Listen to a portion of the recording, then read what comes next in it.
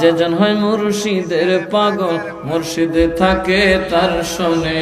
যেজন হয় মুর্শিদের পাগল মুর্শিদে থাকে তার শোনে। আপনার আপন থাকে না মিশে যায় রঙ্গে রঙ্গে। আপনার আপন থাকে না মিশে যায় রঙ। পীরে মুরিদে দুই দেহ মনেতে দুই পায় না কেহ। পীর মুরিদে দুই দেহ মনেতে দুই পায় না কেহ।